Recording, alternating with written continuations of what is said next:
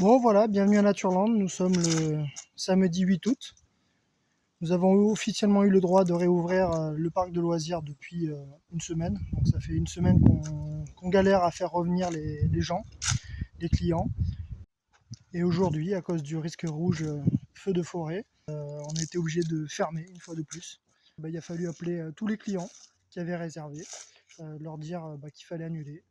Voilà, leur dire que pour l'anniversaire de leur enfant, c'était pas possible de faire du ventre glisse, qu'il fallait qu'ils restent chez eux, que voilà, désolé pour leurs vacances loupées. Il y avait un petit anniversaire aussi, le petit fêtait ses 10 ans et il pleurait au téléphone quand j'expliquais à sa mère que c'était pas de notre sort et qu'on était obligé de fermer.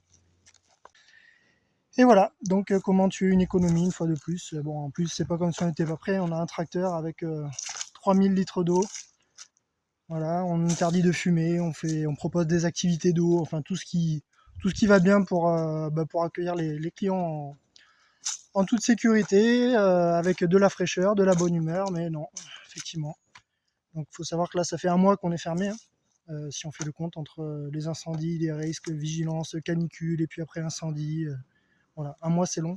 Quand on n'a que 3 mois pour faire le chiffre d'affaires qui nous permet de tenir jusqu'à l'année suivante, c'est compliqué.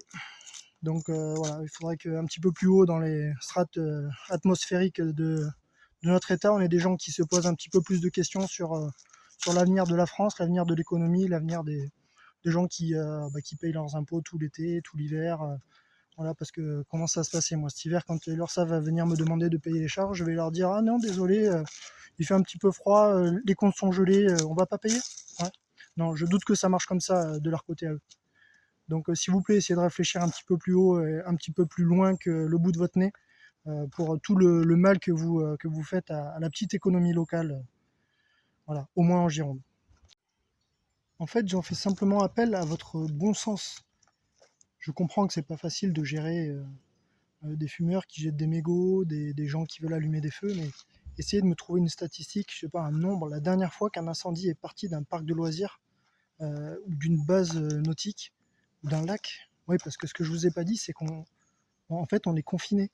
Euh, je fais du sport, j'aime le sport.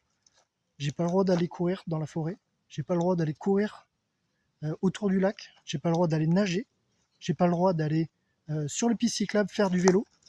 J'ai le droit d'aller par contre prendre mon vélo si je veux et aller me faire écraser sur la route, hein. Ça, il n'y a pas de souci.